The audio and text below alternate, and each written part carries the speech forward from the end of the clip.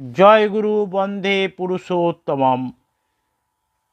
কেষ্টদা বলছেন শ্রী ঠাকুরকে, আপনি যেমন মানুষের কথা কন, তেমন মানুষ তো চোখে পড়ল না, সব সময় তো ওই খোঁজেই থাকি।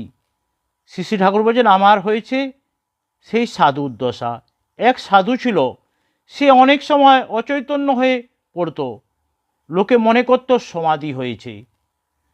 সেই তথাকথিত সমাধি ভেঙে যেত, অর্থাৎ চেতনা আসতো, সেই তো বলতো রুপয়া ফেঁকো, রুপয়া ফেঁকো, বেদিয়ে হোক আর সমাধিই হোক, রুপয়া ফেঁকো। কথা তার মাথা থেকে যেত না। আমারও তেমনি, যত যাই কিছু হোক, ঘুরে ফিরে এক কথা, মানুষ ফেঁকো, মানুষ ফেঁকো। এই কাঙ্গালপনা আর এ জীবনে ঘুচবে না। আর ব্যাপারটাও গুরুতর, ওষুধ করতেও মানুষ মেলে না। ভাঙাচোরা, অপুষ্ট, অপরিণত ছাড়া একটা আস্ত মানুষ চোখে পড়ে না। আপনাদের যত দোষেই দিই, তবু আপনাদের মতো মানুষ তো আর একটাও আসছে না।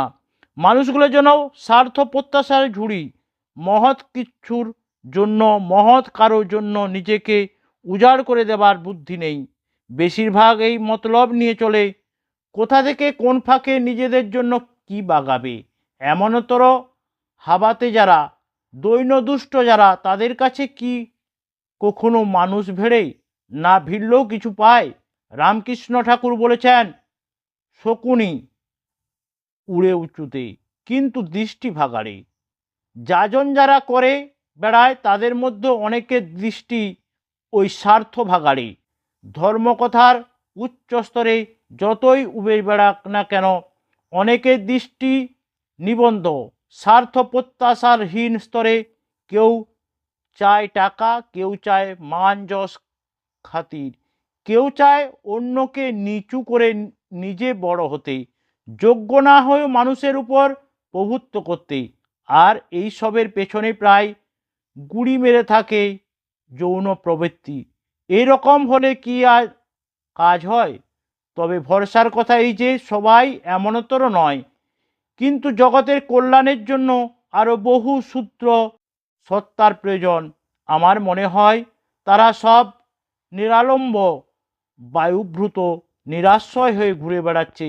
জন্ম নেবার মতো ঠাঁই পাচ্ছে না, ঠিকানা পাচ্ছে না, দ্বারে দ্বারে করাঘাত করে বেড়াচ্ছে। যেখানে নিষ্ঠা নেই, পবিত্রতা নেই, সদাচার নেই, সংযম নেই, বিহিত সুসংস্কার নেই, সেখানে তো আর তারা আসতে পারে না। তাই তো আপনাদের কাছে এত করে কই দীক্ষার কথা, বিবাহ সংস্কারের কথা, সুশিক্ষার কথা, পরিবারগুলোর আর্যচর্চার অভ্যস্ত হয়ে করে তোলার কথা। সাত্ত্বিক আচার, নিয়ম, বিধি বিধানগুলো যদি পুনরুজ্জীবিত না করেন, তাহলে কিন্তু শুধু ফিলোসফির বক্তৃতা ঝেড়ে কাজ হবে না। শ্রী শ্রী ঠাকুর একথা বললেন। সকলকে জয় গুরু বন্দে পুরুষোত্তম।